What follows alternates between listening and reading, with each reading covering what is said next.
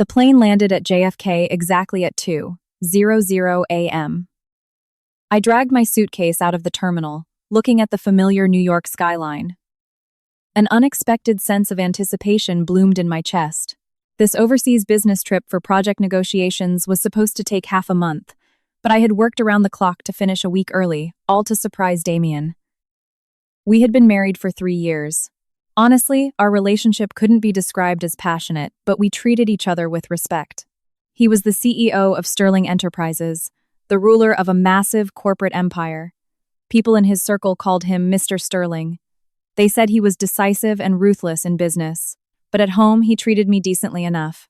Every month, he transferred a generous allowance of $10,000 into my personal account, and on holidays, someone always delivered gifts from him.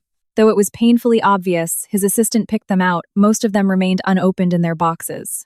Isahil got into an Uber Black and gave the address of his private estate in Greenwich, Connecticut.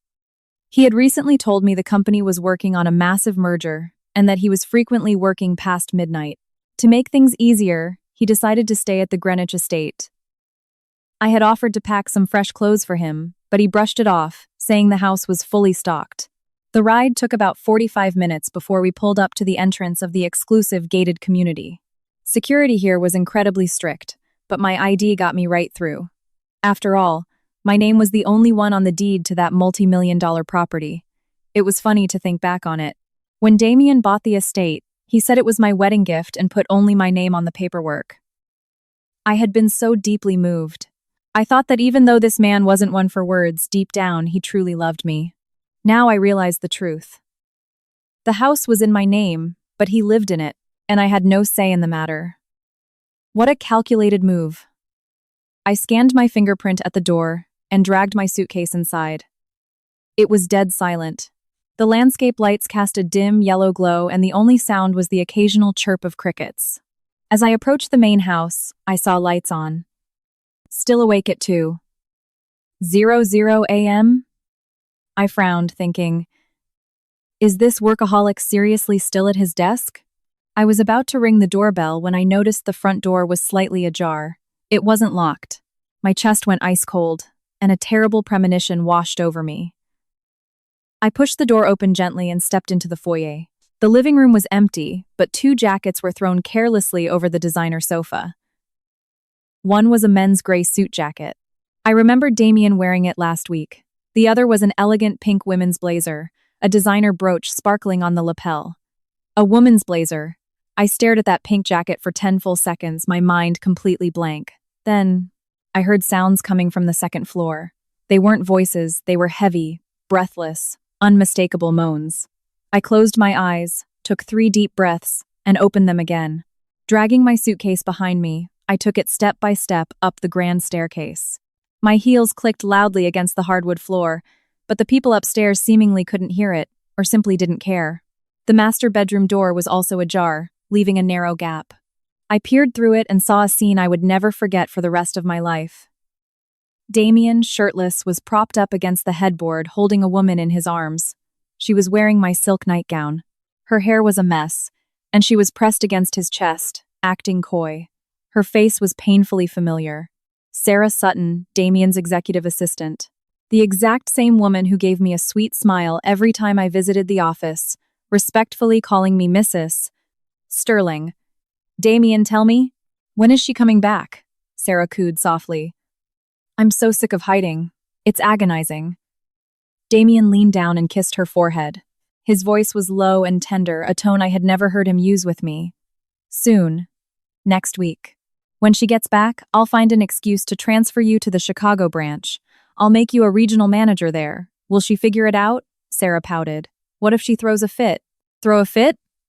Damien chuckled coldly. She wouldn't dare. She's a small-town nobody from Ohio with 0 connections. Marrying me was the greatest thing that ever happened to her. She wouldn't last a day without me. Don't worry. Even if she finds out, she'll swallow it silently. Sarah giggled and wrapped her arms around his neck. I knew my Damien was the best. So, when are you going to divorce her and marry me? Soon, Damien pinched her cheek. As soon as I trick her into signing over her shares, she'll be useless to me. I'll toss her $1 million settlement, send her packing, and marry you. Sarah rubbed against him happily. You better keep your word. Have I ever lied to you?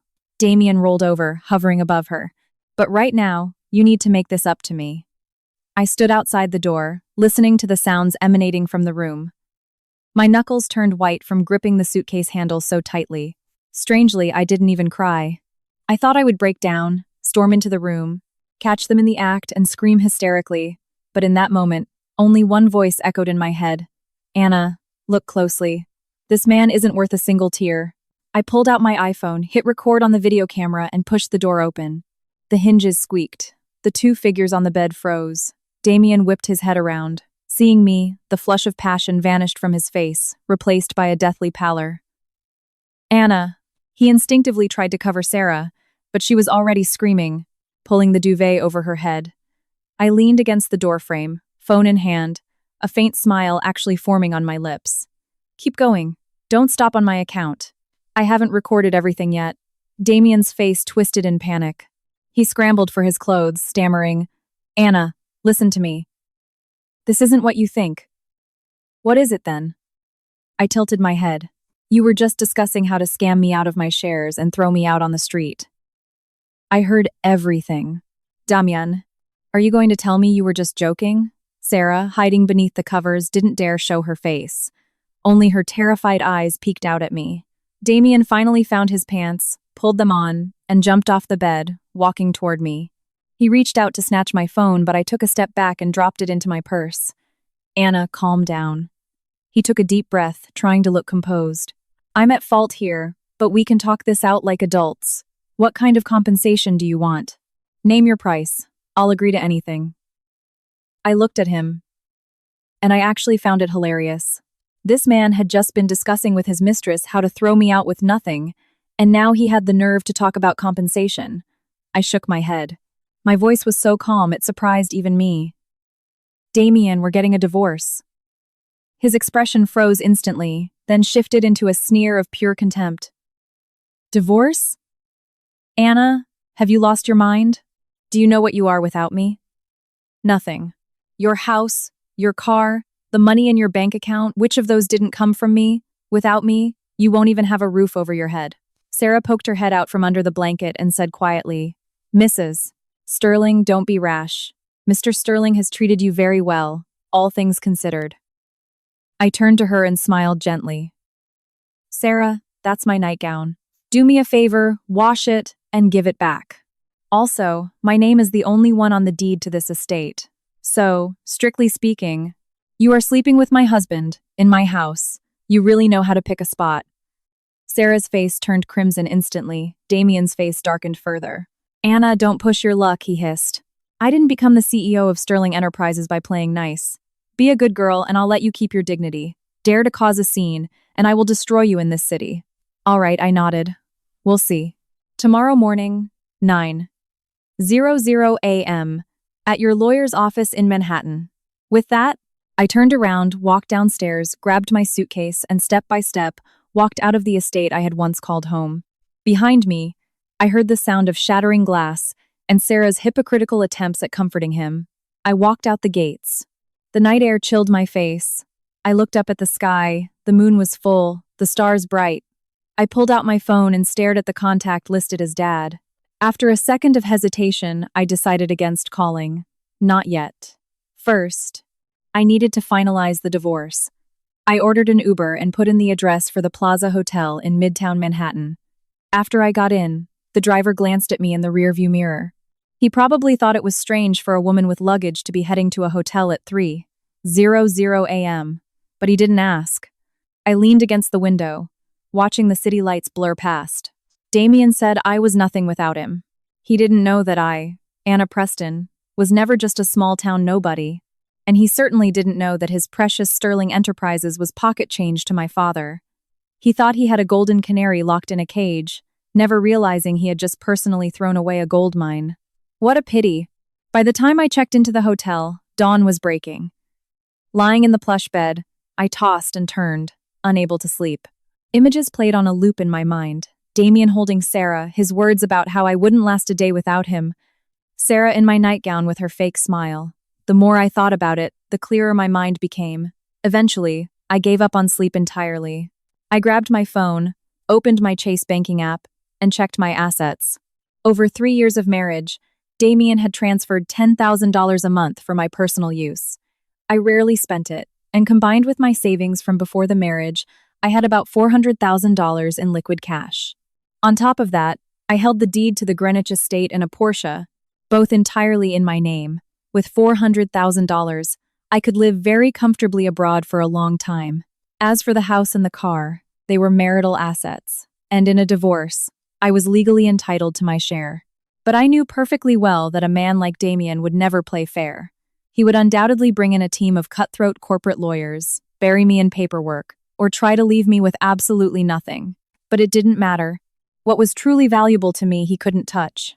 At 8:00 a.m., my phone rang. It was Damien. I answered. His voice was gravelly, reeking of a hangover. He sounded exhausted.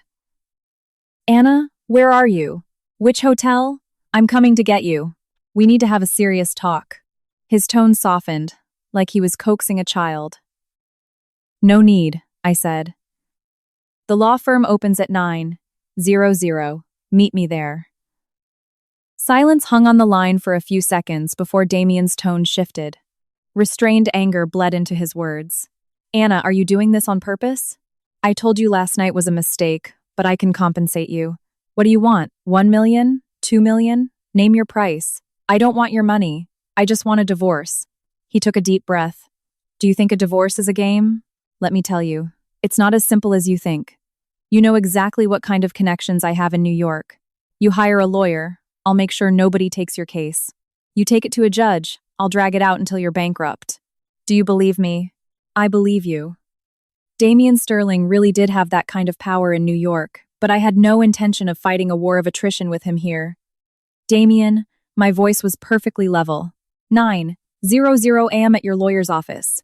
If you aren't there, I will upload last night's video to Twitter, send it to your board of directors, and blast it to all your clients. Let's see what's stronger, your connections or my evidence. You wouldn't dare. Try me. I hung up. 20 minutes later, he called back. This time, his tone was entirely subdued. There was even a hint of pleading. "Anna, let's just talk about this reasonably, okay? Don't do anything stupid. I wronged you, but I really don't want a divorce. We've been husband and wife for 3 years. Can't you give me one more chance?" Husband and wife for 3 years. The words echoed in my mind, leaving behind only disgust. 9:00 a.m., I said. "At your lawyer's. Bring your ID and the paperwork. I won't wait if you're late." After hanging up, I got up, washed my face, and did my makeup. I deliberately chose a striking red dress and applied a bold crimson lipstick. Looking in the mirror, I paused for a moment. It turns out I can look this beautiful. For 3 years, to match Damien's corporate image, I had dressed modestly, safely, afraid to draw attention. Now, I didn't need to hold back. At 8:50 a.m., I arrived at the high-rise law firm in Midtown. Damien was already waiting in the lobby. He wore a sharp black suit, his hair perfectly styled, but dark circles shadowed his eyes. It looked like he hadn't slept at all. Seeing me step out of the elevator, he stared in shock. He clearly hadn't expected me to look so radiant. "Anna." He stepped forward, trying to grab my hand. "Let's talk somewhere else." I took a step back, dodging his grasp. "Let's go inside." "Anna," he lowered his voice, "don't force my hand. Think about what you're going to do after a divorce. You have no degree, no job, no network. You won't be able to feed yourself. What will you tell your parents? Your mom is still in that hospital. Who's going to pay her medical bills if we divorce?" I sneered inwardly. He knew my mother was ill and had always used it to manipulate me. But he didn't know that my father had moved my mother to a premier private clinic in Europe months ago, where a single day of treatment cost more than the monthly allowance he gave me. But I wasn't going to tell him that. "You don't need to worry about that. Just have your lawyers draft the papers." Damien's face darkened completely. He stared at me for a few seconds, then suddenly smiled. It was a vicious smile. "Fine, Anna. You want a divorce? You've got it, but I'm setting the terms right now. If we divorce, you walk away with nothing. The house, the car, The bank accounts, you don't get a single dime. You sign a total waiver. Perfect, I said. He froze, likely not expecting me to agree so easily. What? What did you say? I said, perfect.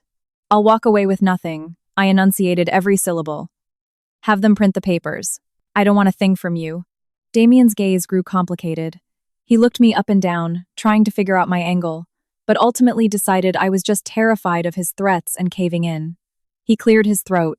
Smart girl, he chuckled coldly, and strode into the conference room. I followed him, counting silently in my head. 3, 2, 1. Soon. You'll find out what the real price is. The legal process was remarkably fast. In 3 years, we had no children. As for assets, we signed a binding separation agreement.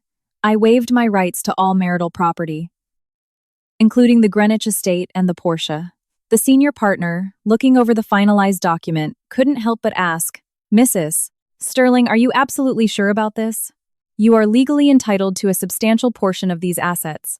I'm sure, I replied. Damien, standing nearby, smiled smugly, and even added hypocritically, even though we're divorced, if you ever find yourself in a desperate spot, you can always reach out to me. I ignored him. When I walked out of the skyscraper with a copy of the filed divorce agreement in my hand, the Manhattan sun was shining brightly. I looked at the legal packet and suddenly felt an overwhelming sense of relief. Damien followed me out and mocked, Anna, it's not too late to change your mind. Just apologize, and maybe I'll take you back. I turned and smiled at him. Damien, do you honestly believe I can't survive without you? Can you? He shoved his hands in his pockets, looking down his nose at me. Who do you think you are? You're just some girl I picked out of the Midwest. I fed you, clothed you, put a roof over your head, and you should be grateful. And now? You're walking away with 0 assets, not a penny to your name. Tell me, where are you going to go? Where I go doesn't matter, I said. What matters is that very soon, you're going to realize exactly who you lost today. Damien frowned, evidently deciding I was just bluffing to save face. I didn't say another word to him. I turned to the street and raised my hand to hail a yellow cab. Where to? The driver asked. JFK Airport. Behind me, Damien shouted. Anna, you're going to regret this. I didn't look back. While the cab navigated the traffic toward Queens, my phone rang. It was my now ex-mother-in-law, Teresa Sterling. How to describe her? A classic Upper East Side socialite, domineering and utterly snobbish. She had always despised me, believing that a girl from Middle America was beneath her precious son.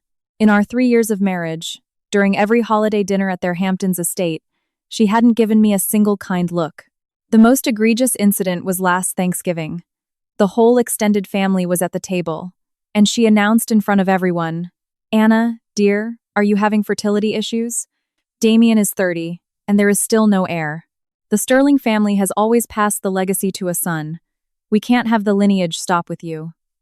I stayed quiet that day, and Damien didn't say a word to defend me. Looking back, I should have flipped the dining table. I answered the call. Teresa's voice was as sharp as a knife. Anna, have you lost your mind? You dared to divorce my son? And you left with nothing? Are you mentally unwell? I leaned against the window and replied calmly, the papers are signed and filed. If you called to congratulate me, just say so. Congratulate you? Bah! Teresa was practically vibrating with rage. Listen to me. The fact that you left with nothing is exactly how it should be. Everything belongs to our family anyway. You didn't deserve a dime. But the fact that you divorced him? How am I supposed to show my face in our social circles? What will people say? That the Sterlings bullied a defenseless woman? I laughed out loud. And what do you want? For me to crawl back and remarry him? Keep dreaming. And rest assured, I have no desire to ever step foot in your house again. Teresa's voice grew louder. I'm calling to warn you. From this day forward, do not utter a single word about this to anyone. Don't you dare mention you were ever associated with the Sterling family. And don't even think about going to the press. If you dare run your mouth, I will bury you. Don't worry. Your family's business bores me to tears. I hung up. Immediately after, my phone blew up. All the society wives who used to call me their dear friend were ringing one after another. Their voices dripped with morbid curiosity. Anna, sweetie, I heard you and Damien finalized a divorce today. Is it true? Oh my God. How could you?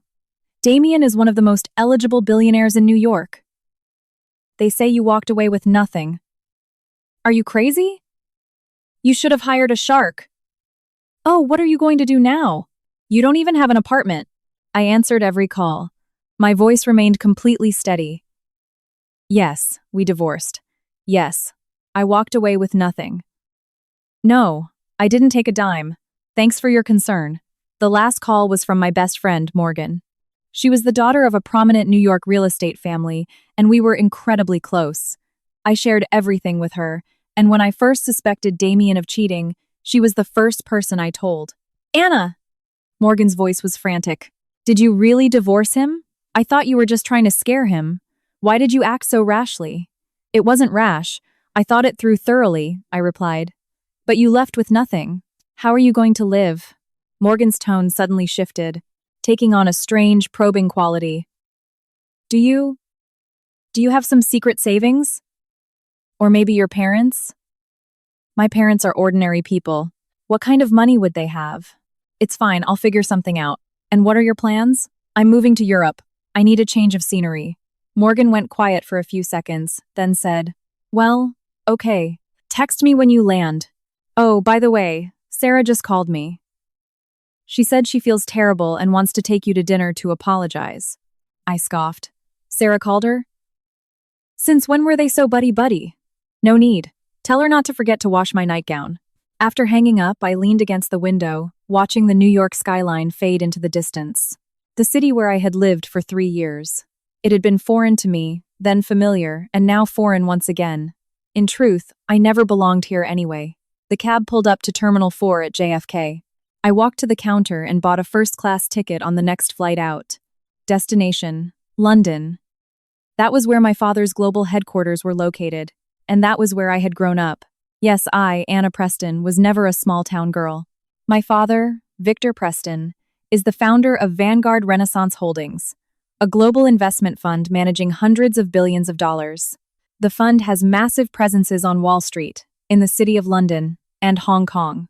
It's an absolute titan of the global financial market. Until I was 18, I lived abroad with my father. Then, my mother fell ill and wanted to return to the U.S., specifically to her quiet hometown in Ohio.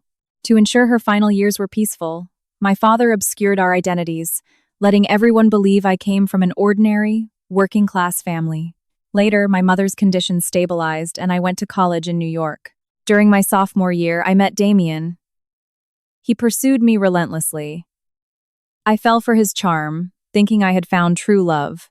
My father tried to talk me out of it, warning me that this man's intentions weren't pure, that I shouldn't marry him. But I refused to listen and stubbornly stood my ground. My father couldn't change my mind and finally agreed.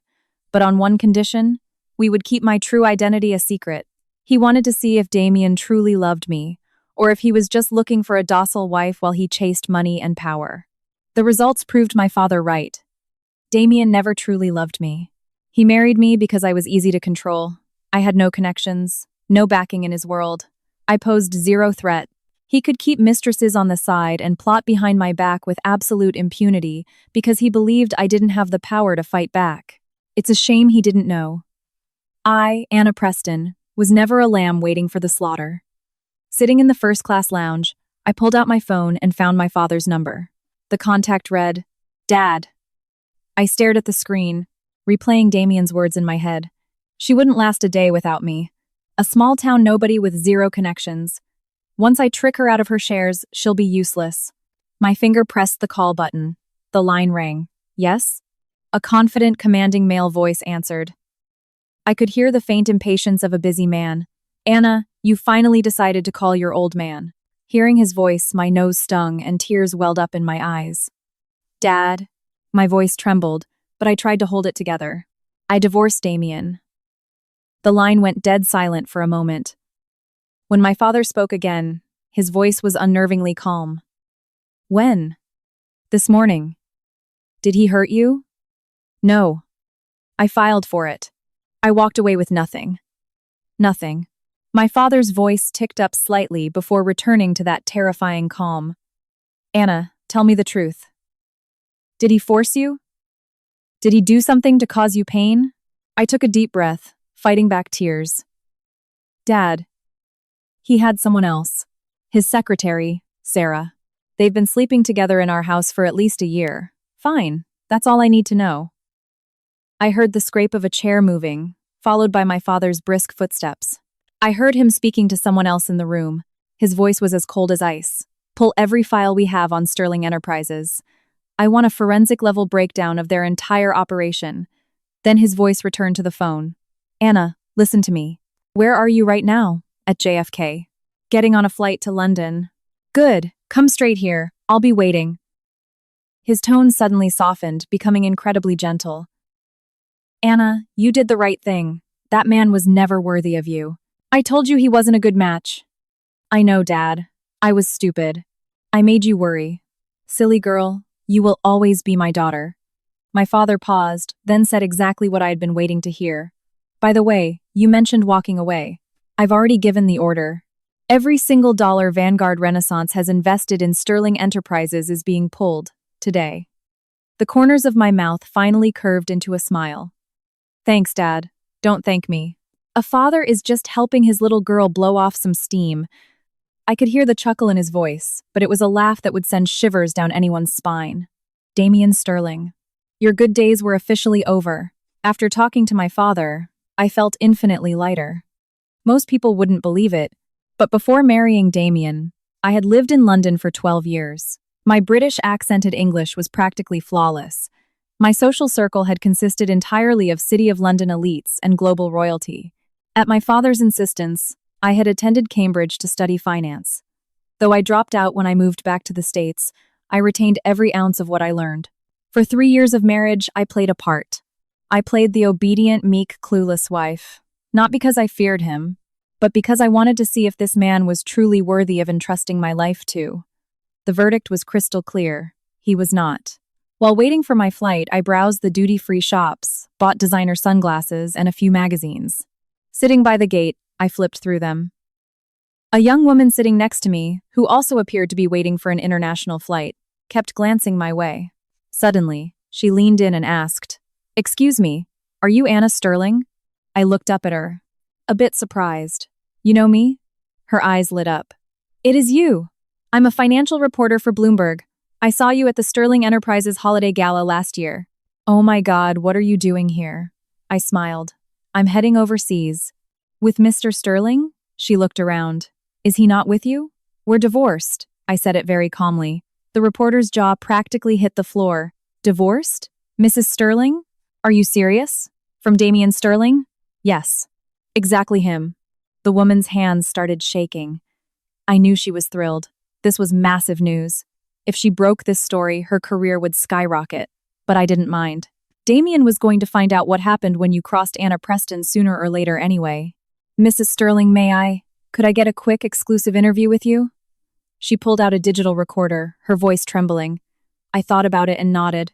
"All right, ask away." "Why did you get divorced?" "He was sleeping with his mistress in our home." "What? Who is she?" "His executive assistant, Sarah Sutton." "Oh. And, how much did you get in the settlement?" I walked away with nothing. I didn't take a single dime. The reporter's eyes went round as saucers. "Nothing? Mrs. Sterling, are you crazy?" "He was at fault. You could have taken him to the cleaners in court." I smiled. There was no need. I have absolutely no interest in what he has. The reporter opened her mouth but didn't know what to say. She probably thought I was just trying to sound tough. A woman walking away empty-handed saying she had no interest in the Sterling fortune? It sounded like pure sour grapes. But I didn't bother explaining. They announced boarding. I stood up, grabbed my bag, and said to the reporter, "Go back and write a great piece, and make sure you spell Sarah's name right." She nodded in a daze. "Mrs. Sterling, do you really not have any regrets?" I put on my sunglasses, looked back at her, and said, "I do regret something. I regret not divorcing him sooner." I boarded the plane and found my seat in first class. It was spacious and private. I sat down, buckled my seatbelt, and pulled out my phone to turn it on airplane mode. Just then, it rang.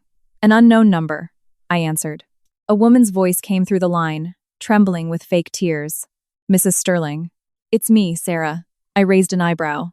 Sarah. What's the matter? Mrs. Sterling, I am so sorry. Her voice sounded entirely sincere. I know I shouldn't have been with Damien. But we are truly in love. You did the right thing by leaving him. You guys just weren't meant for each other anyway, I chuckled. Sarah, are you calling to ask for my blessing? No, that's not what I meant, she stammered. I just wanted to say, Damien was a wreck last night. He drank so much and he kept calling your name. You're still in his heart. And, maybe you could give him another chance? Her tone suddenly grew urgent. Mrs. Sterling, if you come back, I'll leave. I promise, I'll step aside for you. I almost burst out laughing. This was classic Sarah. She was pretending to ask me to come back, but she was really testing the waters. She wanted to know if I had truly given up everything or if I still had cards up my sleeve to threaten her position. No need. You two deserve each other. Have a happy life. Mrs. Sterling, don't say that. You're making me feel worse. Her voice hitched. I know I wronged you, but I really love Damien. But since you love him too, by the way, I cut her off. Don't forget to wash that nightgown and mail it back to me. My mother bought it for me.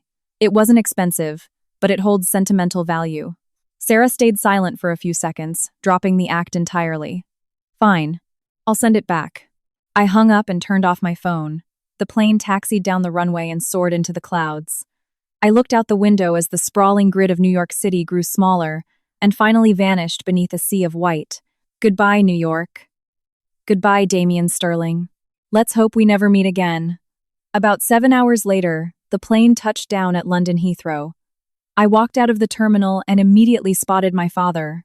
Victor Preston was wearing a bespoke charcoal suit. His hair was silver, but he looked as sharp and formidable as ever. He stood beside a black Rolls-Royce Phantom, flanked by 4 massive bodyguards. He looked exactly like a mob boss from a movie. Seeing me, his eyes reddened. He walked briskly toward me and pulled me into a tight embrace. My Anna's gotten so thin, his voice was thick with emotion. You've been through so much. I pressed my face into his shoulder and finally broke down, letting the tears fall. Dad, I'm sorry, I should have listened to you. Hush, it's okay. The most important thing is that you're home. My father rubbed my back. Let's go. Your mother is waiting at the house.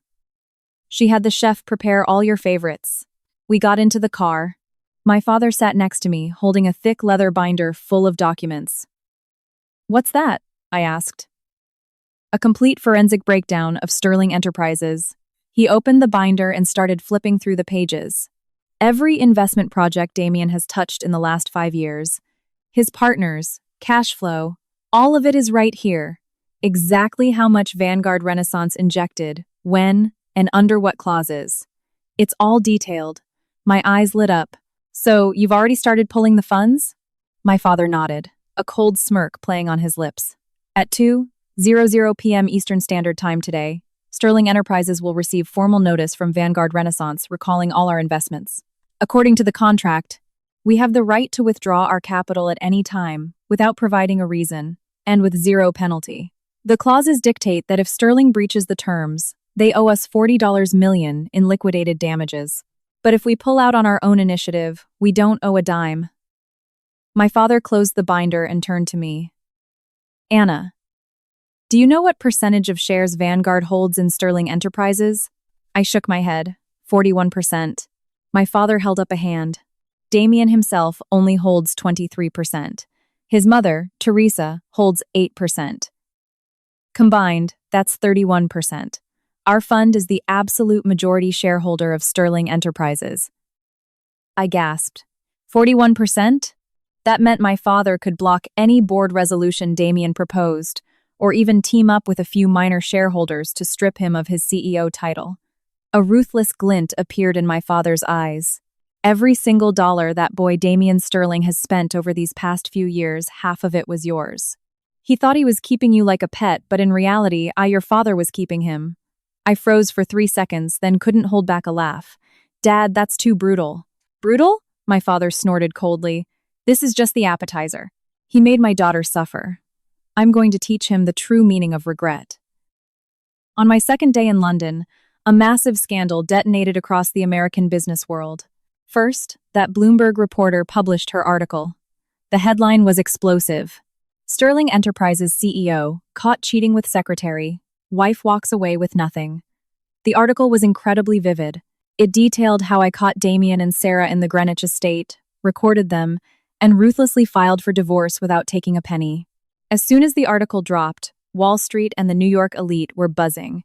Damien's phone was ringing off the hook. Paparazzi and financial journalists besieged the Sterling Enterprises skyscraper in Manhattan. Sarah was too terrified to leave her apartment. Teresa Sterling took to Twitter to curse my name, calling me a vindictive curse on their family. I scrolled through the news on my phone, my heart completely at peace. But the real panic hit Damien the next day. The formal withdrawal notice from Vanguard Renaissance was delivered to his executive suite.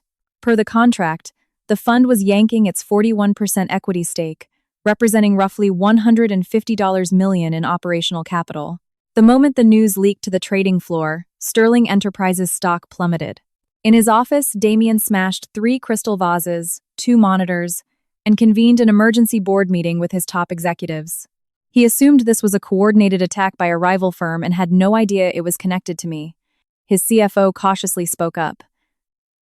Mr. Sterling, we ran a deep background check on Vanguard Renaissance Holdings. The ultimate beneficial owner is Victor Preston, an American expatriate who operates mostly out of London and Hong Kong. Damien scowled. Victor Preston? Never heard of him. We hadn't either. This Victor Preston is notoriously private. He rarely appears in the media, but he wields terrifying influence in the city of London and on Wall Street. The assets under his management easily exceed hundreds of billions. Damien's frown deepened. What kind of grudge does he have against Sterling? Why pull the plug out of nowhere? The CFO stammered, We don't know the exact reason yet, but, Mr. Sterling, there is one detail. His last name is Preston. Damien froze. Preston. Just like Anna. Silence blanketed the boardroom for 10 agonizing seconds. Damien's face drained of color, then flushed bright red, then settled into a sickly, ashen gray. He violently shot up from his seat, knocking his heavy leather chair backward with a crash. Impossible, he roared. Anna is from a middle-of-nowhere town in Ohio. Her mother was in a public county hospital, and her father was some blue-collar worker. How could she possibly be Victor Preston's daughter? Mr. Sterling, we're still trying to verify. The CFO's voice grew quieter. Verify it immediately. Damien slammed his fist on the mahogany table. I want everything on Anna Preston. From the day she was born, every single detail. Find it. That evening, Damien called me dozens of times. I ignored every single one. Then, the text messages started flooding in.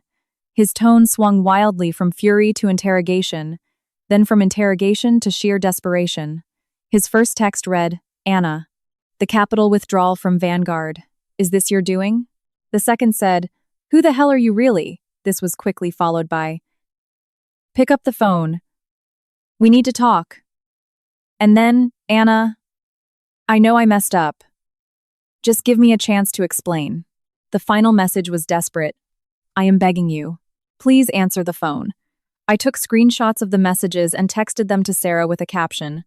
Your man is begging me. Doesn't that make you mad? Sarah sent back a massive audio file in response. I didn't bother listening to it, but judging by the length, she was screaming curses at me. On the third day, the truth finally surfaced. Damien was handed a complete dossier on me. Anna Preston, only daughter of billionaire Victor Preston, moved abroad with her father at age 12, returned to the U.S. at 18 to care for her mother, hid her identity during her studies at NYU, met Damien Sterling's sophomore year, married after graduation. Victor Preston, founder of Vanguard Renaissance, top 50 on the Forbes billionaires list. Personal net worth exceeding $20 billion. Damien sat at his desk, holding the file, his hands shaking uncontrollably. He remembered his own words. A small-town nobody with zero connections. She wouldn't last a day without me. I'll toss her $1 million settlement. Every word felt like a physical slap across his face.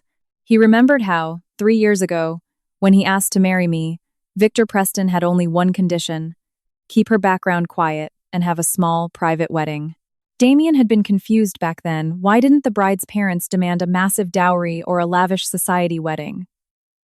He had assumed it was because of their lower-class background, that they were afraid of being embarrassed around the New York elite. Now, he understood. Victor Preston wasn't afraid of embarrassment. He was testing him. And for 3 years, Damien had scored a massive, spectacular 0 on that test. But a far heavier blow was waiting for him. The withdrawal of funds was only step 1. Immediately after, Victor Preston contacted the other major shareholders of Sterling Enterprises and offered to buy their voting shares at a 30% premium above market value. A 30% premium meant billions in profit. What shareholder could resist that kind of payout? They all dumped their shares to Vanguard. In just 1 week, Victor Preston's equity in Sterling Enterprises skyrocketed from 41% to 67%. This meant Victor Preston was now the absolute, undisputed majority owner. He could call an emergency shareholder meeting at any moment, strip Damien of his CEO title, and purge the entire Sterling family from the company they had founded. Damien was broken. He booked a desperate flight to London and found my father's corporate headquarters in the city. He stood at the entrance, but security refused to let him in. Forgetting all decorum, he screamed, "I need to see Victor Preston. I need to talk to him. And Anna, where is my wife?" The guards dragged him away. He sat on the curb outside the skyscraper for an entire day. Finally, he managed to intercept my father's Rolls-Royce as it pulled out of the underground garage. Damien threw himself toward the car and dropped heavily to his knees on the pavement. "Mr. Preston, Victor, it's me, Damien, Anna's husband. Please, you have to listen to me. It's all a massive misunderstanding. Anna and we truly love each other. I never should have divorced her. I was wrong. I made a terrible mistake." My father rolled down the tinted window and looked down at the kneeling man. His gaze was utterly detached, as if looking at an insect. "The divorce papers are signed and filed. She is no longer your wife," my father said. "Furthermore, Mr. Sterling, allow me to remind you that you have absolutely no connection to my daughter anymore. I suggest you refrain from harassing her. Otherwise, my legal team will bury you in restraining orders. Victor, I am begging you. Sterling Enterprises is my father's life's work. It cannot die because of me." Damien's voice was cracking. "How much money do you want? I'll give it all back. Just reverse your decision. Don't pull the funding. Stop the hostile takeover. I'll agree to anything." My father didn't reply. He rolled the window up, and the Rolls-Royce glided smoothly away. Damien was left kneeling on the concrete. His body shook violently, tears streaming down his face. He finally realized exactly what he had lost. Damien stayed in London for 3 days. Every day, he camped outside the Vanguard offices. He didn't check into a hotel. He slept in a rental car, surviving on corner store sandwiches and bottled water. Unshaven, wearing a wrinkled bespoke suit, his hair a greasy mess, the formerly arrogant New York billionaire looked like a homeless man wandering a foreign street. Someone snapped a photo of his pathetic state and uploaded it to Twitter with the headline, "Billionaire Sterling on his knees begging his ex-wife for mercy. The woman who walked away with nothing takes the ultimate prize." The post trended #1. The comments were universally merciless. "Karma's a bitch." Back in New York, Sarah saw the news and called Damien in a hysterical rage. "Have you lost your goddamn mind? Why did you go groveling to that bitch? And you got on your knees? Damien, where is your pride? Where is your dignity?" Damien was sitting in his rental car, chewing on a stale sandwich. Hearing Sarah's shrill voice, he hurled the sandwich at the windshield. "Shut your mouth," he screamed. "If it wasn't for you, I wouldn't be in this living hell. Who the hell do you think you are? You're just a glorified secretary. How dare you yell at me?" Sarah burst into tears. "You promised you'd marry me. You said the second you dumped her, you'd put a ring on my finger. Marry you? Keep dreaming." Damien's voice was as sharp as a razor. "You know what, Sarah? The biggest regret of my miserable life is ever sleeping with you. Now shut the hell up and stop causing me problems, or I swear to God, I'll make sure you never work in New York again." Sarah hung up, sobbing uncontrollably. But Damien had no idea that immediately after hanging up, she dialed another number. The number of that exact same Bloomberg reporter. "Hello? Is this the reporter?" "This is Sarah Sutton, Damien Sterling's assistant. I have an exclusive about Damien and Anna. Are you interested?" The reporter, naturally, was ecstatic. While Damien was still trapped in London, a second nuclear bomb went off in the American press. The Mistress speaks out. Sterling promised marriage while plotting to steal wife's equity. The article featured detailed transcripts of conversations between Damien and Sarah, including that infamous quote, "As soon as I trick her into signing over her shares, she'll be useless to me. I'll toss her $1 million settlement." With that, Damien's public image was vaporized. Partners severed ties instantly, clients fled en masse, employees panicked. Sterling Enterprises stock went into a death spiral for a full week. The company's market cap evaporated by nearly $200 million. Meanwhile, my life in London was thriving. My father took me to a high society investor gala. I wore a custom haute couture gown, Cartier diamonds, and walked arm in arm with my father back into the world of luxury and power that was always my birthright. Many old friends recognized me and came over to say hello. "Anna, my God, is it really you? I heard you got married in New York." And then I saw the news. "Thank God you dumped him. Sterling wasn't fit to shine your shoes. Come on, let me introduce you to some people. They're all single." I replied to the greetings with a polite smile, but I was in no rush to jump into a new relationship. Right now, I only wanted one thing: to watch Damien step off the edge of the cliff. On my third day after the gala, Damien finally found me. I was taking a walk with my mother in Hyde Park. She had recovered beautifully, looking radiant and smiling often. She held my hand and said, "Anna, getting a divorce was the right move. Mom supports you 100%. I never liked that Damien boy anyway," I smiled. "Mom, why didn't you tell me that before? If I had, would you have listened? You were absolutely head over heels." My mother gave me a reproachful look. "All right, enough about him. Mom wants to introduce you to some proper young men, the sons of your father's partners." As we were talking, a figure suddenly darted out from the side path and crashed to his knees right in front of me. Damien. He had lost an alarming amount of weight. His cheekbones jutted out, his eyes were sunken, and his lips were cracked. He was wearing the same dress shirt he hadn't changed in 3 days, the collar unbuttoned. He reeked of sour sweat. "Anna." His voice was inhumanly raspy. "Anna, please. I'm begging you, forgive me. I was wrong. I finally understand." My mother was terrified and instinctively stepped in front of me to shield me. I patted her arm, signaling that everything was fine, and looked down at the kneeling man. "Damien, get up. The ground is cold. I won't get up until you forgive me. I'll stay kneeling here forever." Tears streamed freely down his face. "Anna, remember how good we had it? Remember all the happy moments? I truly love you." "Sarah, that was just a moment of stupidity. I never should have touched her. Just forgive me. I'll fire her immediately. I swear on my life I'll never look at another woman again." I crouched down so we were at eye level. "Damien, you don't love me. You love my money?" "No." He shook his head frantically. "Anna, I swear I love you. It has nothing to do with the money. Give me a chance. Let's get remarried. I'll listen to you on everything. Wherever you want to live, we'll live there. Wherever you want to go, I'll go with you." "And if I didn't have money?" I asked quietly. "If my father wasn't Victor Preston? If I truly was just a small-town girl from Ohio with nothing to my name, would you be kneeling here right now begging for my forgiveness?" Damien opened his mouth but couldn't force a single word out. I stood up and smiled at him. "Damien, your answer is written all over your face." Just then, a male voice called out from behind me. "Anna, there you are. I've been looking everywhere." I turned and saw Andrew walking toward us. Andrew Vance, heir to Vance Global Holdings, the son of my father's closest business partner, and my childhood friend who grew up with me in London. He wore a crisp white button-down, sleeves rolled up to the elbows, holding a massive bouquet of flowers with a bright smile. Seeing Damien kneeling on the ground, Andrew raised an eyebrow in surprise. "This is Damien," I said indifferently. "My ex-husband."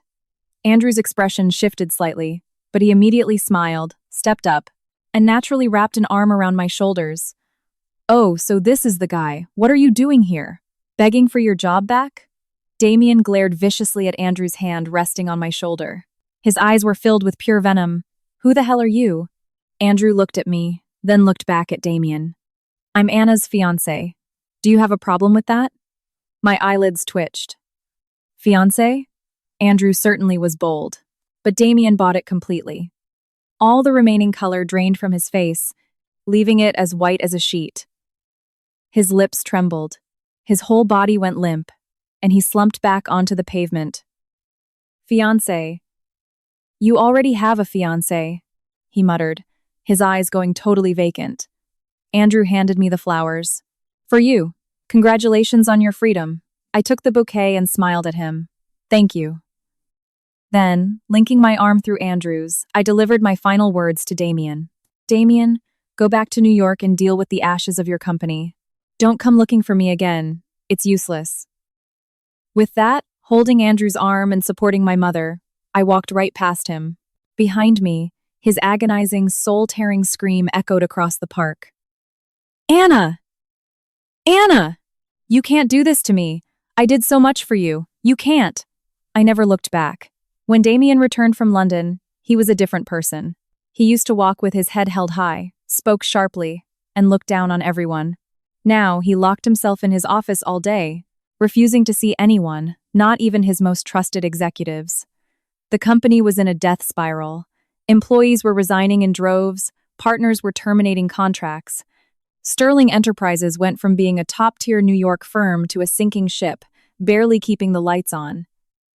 And right at that moment, Sarah reappeared. She wore a loose-fitting maternity dress, her belly noticeably rounded, and showed up at the lobby of Sterling Enterprises. The security guard didn't even recognize her at first. Before, Sarah was always impeccably styled high heels, designer bags, flawless makeup. Now, she wore no makeup, her hair tied in a messy ponytail, but her face carried a look of smug, absolute confidence. I need to see Mr. Sterling, she told the guard. The guard hesitated but eventually let her up. Sarah took the elevator to the executive floor and pushed open the door to Damien's office. He was slumped in his chair, eyes closed. Hearing the noise, he opened them. Seeing Sarah, a look of pure disgust twisted his features. What the hell are you doing here? He asked coldly. Sarah walked in unhurriedly, dropped her bag on the sofa, turned to him, and deliberately stroked her belly. Damien, I'm pregnant, she said. The baby is yours. Damien froze. He stared at her stomach for 5 solid seconds, then bolted upright. His voice shook. What did you say? I'm pregnant. Sarah pulled a sonogram out of her bag and slapped it onto his desk. 12 weeks. Everything is perfectly healthy. It's a boy. Damien snatched the ultrasound and stared at it. His hands were trembling. His expression morphed from shock into something incredibly complicated. This baby is mine? Ha! Sarah's eyes reddened with fake tears. What is that supposed to mean? Damien, do you think I would lie to you about something this massive? If you don't believe me, we can do a paternity test the second he's born. Damien fell silent. He slumped back into his chair, examining the sonogram over and over, before finally letting out an exhausted sigh. How much money do you want? Sarah stiffened. She clearly hadn't expected that reaction. I don't want your money, she said, her voice dripping with manufactured hurt. I want you to marry me. Marry you? Damien let out a hollow, bitter laugh. Sarah, do you think I'm in any position to get married right now? Look at what's happening to Sterling Enterprises. I'm about to file for Chapter 11. What exactly do you gain from marrying me? I don't care. Tears rolled down her cheeks. You promised me. You said as soon as you dumped her, you'd marry me. And now I'm pregnant. Your son is growing inside me, and you're trying to throw us away. Damien closed his eyes and massaged his temples. He was beyond exhausted. The corporate collapse had already pushed him to the breaking point, and now Sarah was piling this on him. He wanted to scream at her, but glancing at her belly, he held it in. Go home, he said flatly. I'll think about it.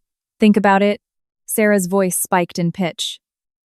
Damien, how long are you going to think? Until the baby is born?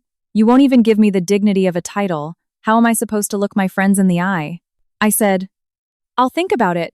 Damien slammed his hand on the desk. Go home, don't cause a scene here. Sarah wiped her tears, grabbed her bag, and headed for the door. She stopped, turning back to look at Damien with a dark, calculating glint in her eyes. Damien, she said quietly, you're going to regret this. The door clicked shut. Damien sat alone in the dim office, staring at the ultrasound. His mind was a chaotic mess. What he didn't know was that after leaving the building, Sarah didn't go home. She took a cab to an exclusive private clinic on the Upper East Side. She had an inside connection there. Sarah strode confidently into the OBGYN department and met with Dr. Lawson, a physician who also happened to be her old college roommate.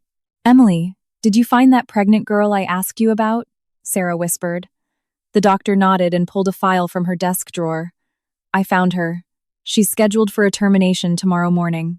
She has the exact same blood type as you, and the gestational age matches perfectly. I altered her ultrasound, swapped out the name for yours. Take a look." Sarah opened the folder and saw the sonogram clipped to the front, clearly bearing her own name. On the original medical chart, the real patient's name had been redacted. "Emily, this stays strictly between us." Sarah slipped an envelope containing $5,000 in cash into the doctor's lab coat pocket. "If you keep your mouth shut, I'll make sure you're well taken care of once I'm the new Mrs. Sterling." The doctor smiled and patted the pocket. "Don't worry, I know how things work in this zip code. I know what to say and what not to say." Sarah nodded in deep satisfaction, took the forged medical file, and left. 3 days later, Sarah pulled an even bolder stunt.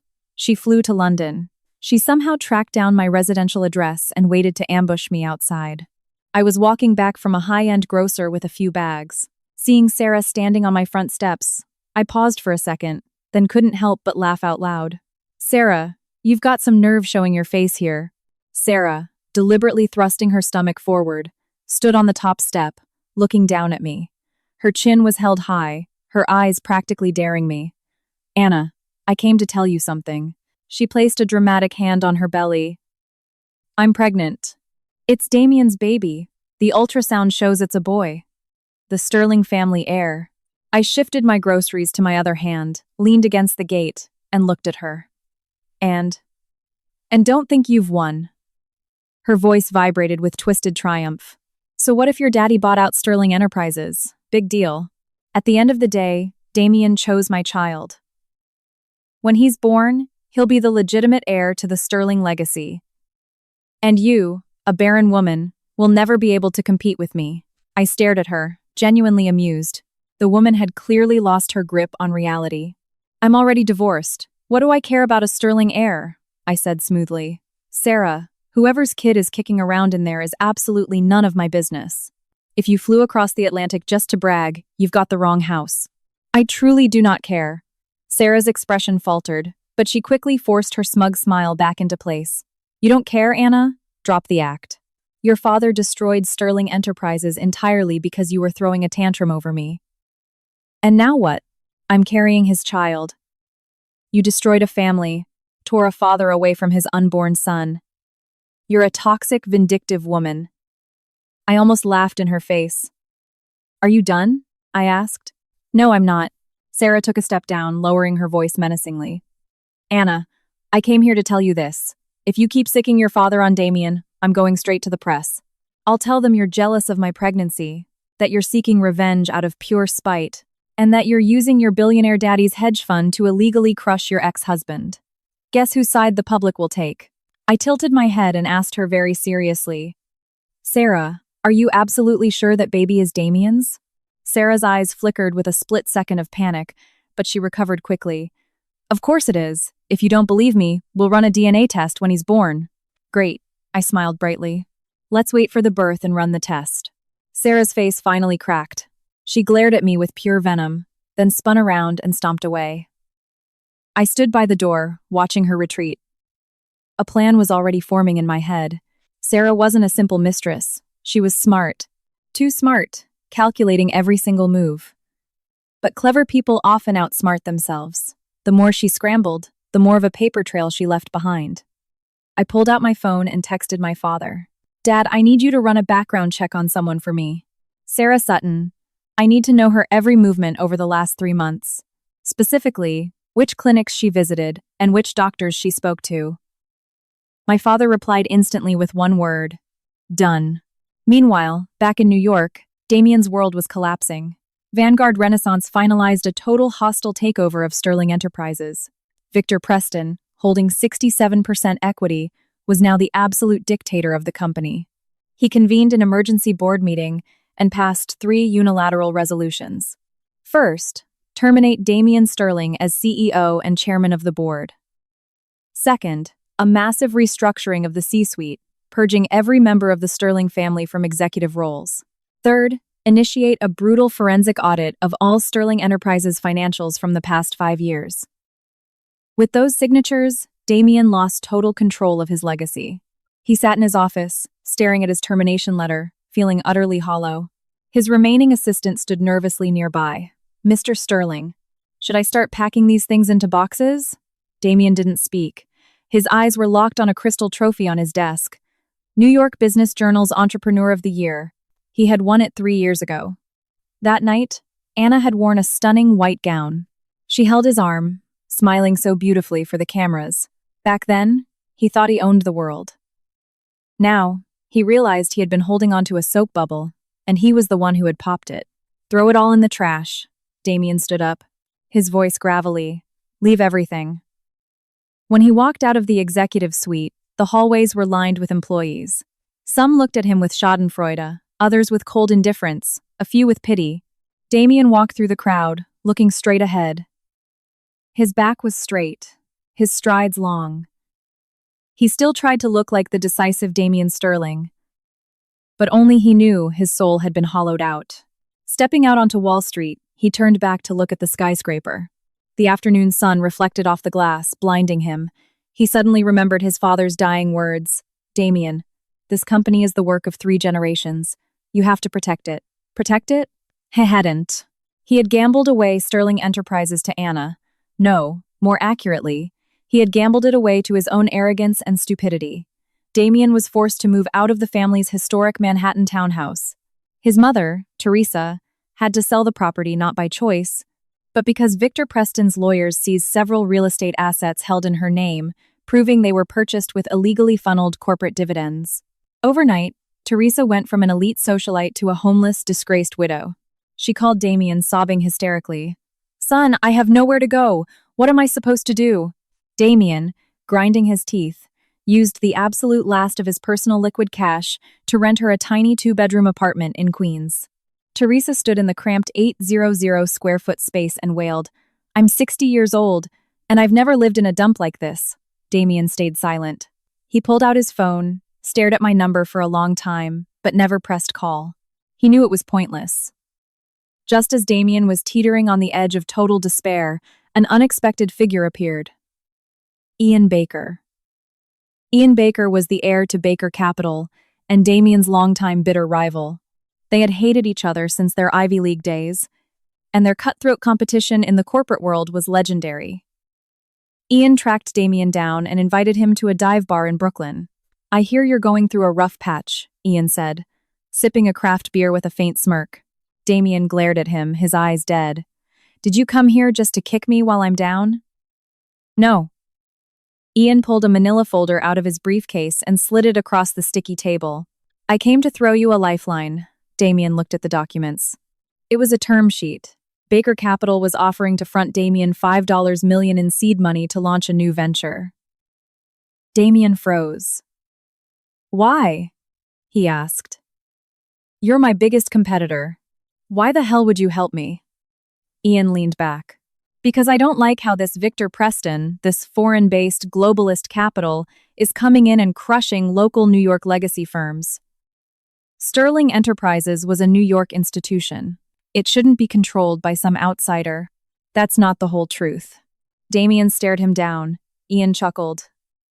"No, it's not, Anna. After she dumped you, she found herself a new boy toy in London. You know who he is?" Damien shook his head. "Andrew Vance, of Vance Global Holdings. Victor Preston and the Vance family are preparing to merge their empires through marriage. Once they unite, local outfits like mine won't stand a chance in this city." Ian's eyes darkened. "So by keeping you in the game, I'm keeping myself in the game." Damien sat in silence for a long time. Then, he took a pen and signed the contract. He didn't know that this decision was pushing him off the final cliff, because Ian Baker had absolutely no intention of helping him. Ian had struck a backroom deal with Victor Preston. The plan: Ian would lure Damien into dumping the $5 million, plus leveraging his own massive personal debts, into a completely fabricated shell project. When the money vanished, the project would implode, leaving Damien with liabilities so catastrophic he wouldn't be able to pay them off in 3 lifetimes. In exchange, Victor would give Baker Capital a slice of the liquidated sterling assets. Damien thought he had grabbed a life preserver. In reality, he had chained himself to an anchor. When the news reached London, I was having dinner with Andrew. He showed me a text on his phone. Your ex just signed a joint venture with Ian Baker. I glanced at the headline and smiled. Ian Baker, that massive hypocrite. Damien teaming up with him is basically signing his own death warrant. He's desperate.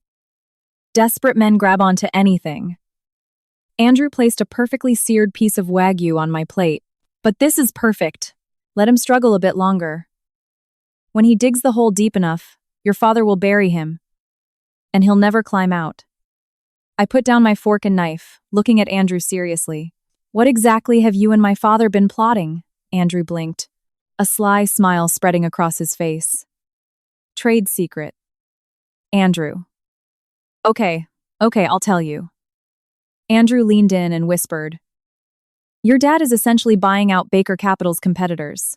The condition was that Ian had to play along and bait Damien into pouring all his leveraged cash into a ghost project. When Damien blows through the $5 million, the floor drops out, and he'll be buried in so much debt he'll be a wage slave for life. I exhaled sharply.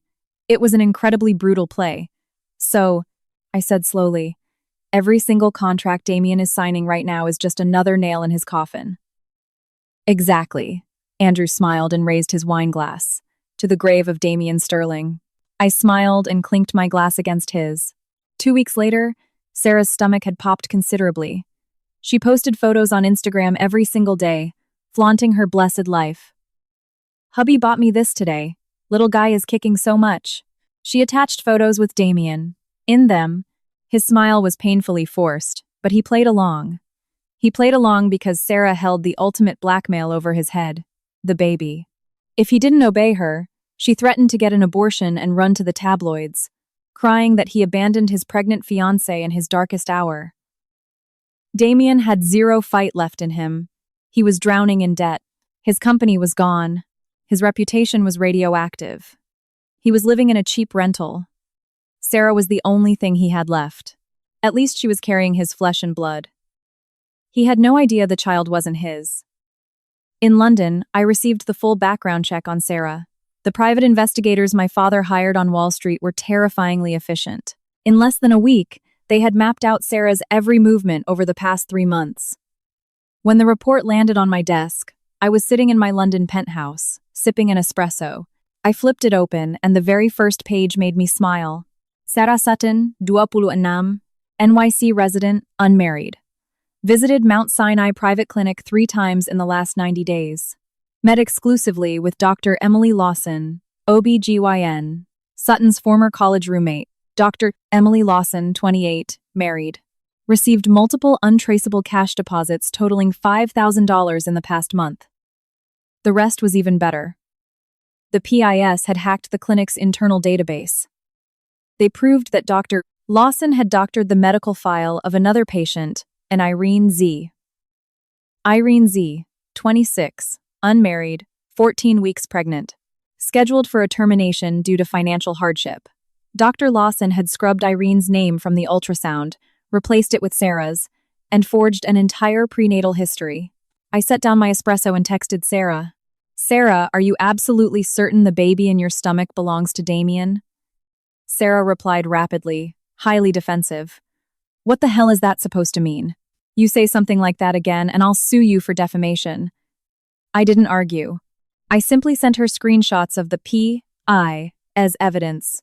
The forged medical records, Dr. Lawson's bank deposits, and Irene Z. signed abortion consent forms.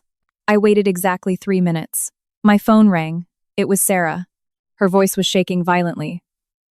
How did you get this? That doesn't matter. What matters is that you've been lying to Damien. That baby isn't his. It belongs to a woman who is going to terminate. You paid Dr. Lawson $5,000 to fake your ultrasound and chart. Sarah choked on a sob. Anna, listen to me, I panicked. I didn't mean to do it. Whether you meant to or not is none of my business. I just think you should tell Damien the truth. After all, he thinks he's the father. He has a right to know. No! Sarah screamed into the phone. You can't tell him. He'll kill me if he finds out. I didn't say another word and hung up. Then, I zipped all the evidence files into a single encrypted folder and emailed it directly to Damien. The moment I hit send, I leaned back against the sofa cushions and took a deep, satisfied breath. Damien received the email while sitting in his depressing Queens rental, eating a styrofoam cup of instant ramen. The former billionaire, the man who used to dine exclusively at Michelin-starred restaurants, couldn't afford a real meal. He ate ramen and stale crackers every day, funneling every single penny he could scrounge into Ian Baker's project. He had no idea it was a bottomless pit. His phone dinged with a new email. He set the noodles down and picked it up. Sender, Anna Preston. His thumb hovered over the screen, then he opened it. The email contained only one sentence. Look at whose child this really is. Below it was a download link. He clicked it, unzipped the file, and stared at the documents. He swiped through them one by one. His eyes widened, his face turning a sickly, ghostly white. When he saw the original ultrasound, Irene Z. Is consent forms? And the bank transfers to Dr. Lawson, his hands began to shake violently. He knocked over the cup of ramen, spilling boiling broth all over the cheap folding table. He didn't even notice. Lies. It's all lies, he muttered. It's not my kid. She played me. Damien sprang up, kicking his chair backward. He grabbed his phone and dialed Sarah. She picked up, her voice trembling and cautious. Damien? Sarah. Damien's voice was a low, feral growl. Whose bastard is in your stomach? Dead silence on the line for 3 seconds, and then Sarah broke down into hysterical sobs. Damien, please listen to me. It's not what you think. Who's it? Damien roared. My ex-boyfriend's. Sarah choked out through tears. I didn't find out I was pregnant until after we broke up. He wouldn't claim the baby, and I couldn't afford it on my own. So you faked the ultrasound to trap me? Damien's voice turned to ice. You made me think I was going to be a father. You made me scrape together pennies to take care of some other loser's bastard. Damien, I was wrong. I know I was wrong. I'll get an abortion. I'll do whatever you want, just don't leave me. You're all I have left. Damien took a deep breath. His voice suddenly dropped, becoming terrifyingly calm. Sarah, where are you? At home. In my apartment. Stay right there. Damien hung up, threw on his jacket, and stormed out. When he kicked open the door to Sarah's apartment, she was curled on the couch, eyes swollen from crying. Seeing him, she scrambled up, thrusting her belly forward defensively. Damien struck her across the face with the back of his hand. The blow was so violent it sent Sarah crashing to the floor. A trickle of blood spilled from the corner of her mouth. She covered her face, staring up at him in sheer terror. You, Damien pointed a shaking finger at her. You forced me to play daddy to a stranger's kid. You tried to blackmail me into marrying you. Do you have a single shred of human decency in you? Sarah crawled forward, weeping, and wrapped her arms around his legs. Damien, I'm sorry. I was wrong. I was so wrong. Hit me, curse at me, whatever you want. Just please don't throw me out. Damien kicked her away, his face twisted in pure revulsion. Get the hell out of my sight. If I ever see you again, I'll end you. He turned around, slammed the door, and walked out. Sarah lay on the floor, weeping uncontrollably for a long time. Then, she slowly pushed herself up, grabbed her phone, and dialed a number. Hello? Is this the reporter from Bloomberg? It's Sarah. I want to go on the record with a massive whistleblower drop on Damien Sterling. I have everything. Sarah's retaliation was swift, lethal, and absolute. She handed over a mountain of flash drives, chat logs, internal wire transfers, and audio recordings. They detailed every dirty deed Damien had orchestrated over the last 5 years. Massive tax evasion, bribing city officials, defrauding corporate partners, shell company laundering. The moment the exposé was published, the SEC and the FBI descended. Damien was arrested and dragged out in handcuffs. He spent 48 hours in federal holding, interrogated relentlessly. When he was finally released on bail, he looked like he had aged 20 years. The feds froze all his remaining bank accounts. His rental cars were repossessed. His landlord saw the news and immediately evicted him, changing the locks on the Queen's apartment. Teresa Sterling completely disowned him. You are no son of mine, she screamed into the phone. You have disgraced the Sterling name. Your father is rolling in his grave. I have no son. Damien stood on the sidewalk as the line went to a dial tone. He looked up. It was pouring rain. Freezing New York rain washed down his face, mixing with his tears. He had nothing left. No company, no money, no status, no reputation, no mother. Even the woman who had scammed him, Sarah, had vanished into the wind. He collapsed onto the wet concrete, buried his face in his hands, and wept like a child. Meanwhile, my life in London was reaching new heights.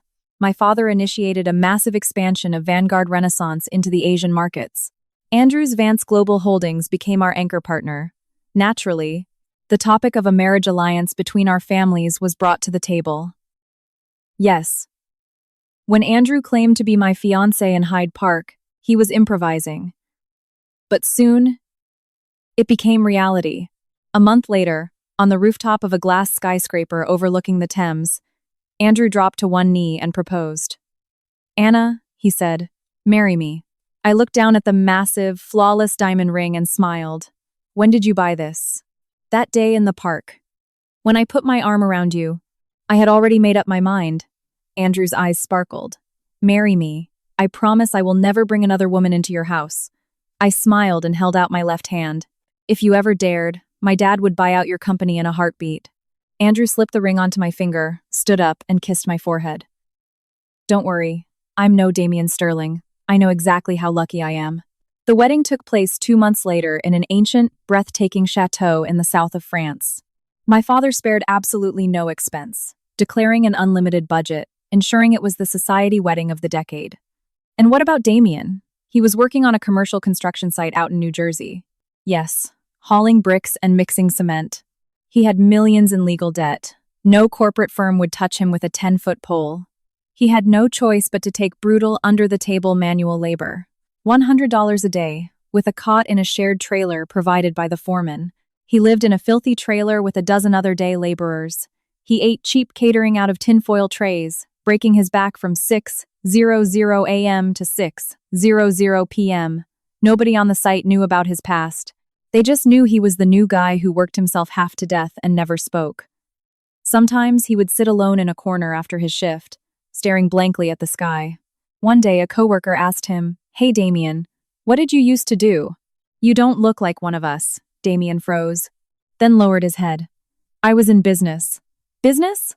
What kind of business?" "It's in the past." Damien stood up. "Break's over. Gotta get back to the bricks." He hoisted a heavy bag of cement onto his shoulder and trudged forward, keeping his head down. The setting sun cast a long, pathetic shadow behind him. He didn't know that on the day of my wedding, he was secretly watching the live stream. The event was being broadcasted by a major luxury lifestyle network. The chyron across the bottom of the screen read, "Billionaire heiress Anna Preston weds in extravagant French chateau ceremony."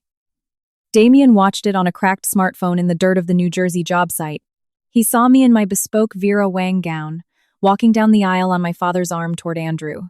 He watched Andrew slide the wedding band onto my finger, watched us kiss, watched the crowd of global elites give us a standing ovation. Tears carved tracks through the cement dust on his cheeks. He kept muttering the same thing over and over. "That should have been me. That should have been me."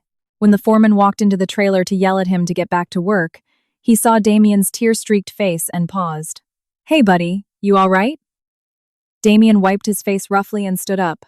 "Yeah, I'm coming." 3 days after the wedding, Damien made a decision. He bought a Greyhound bus ticket to Ohio, riding for 12 grueling hours until he reached the town where my mother's old county hospital was located. It was a place I had mentioned to him once, years ago. He knew I wasn't there, but he just wanted to look at it, to find some fading echo of the past. He stood near the entrance of the hospital, staring at the brick building. Suddenly, he saw a familiar figure, Sarah. She had lost a drastic amount of weight. Her stomach was flat. She had gone through with the abortion.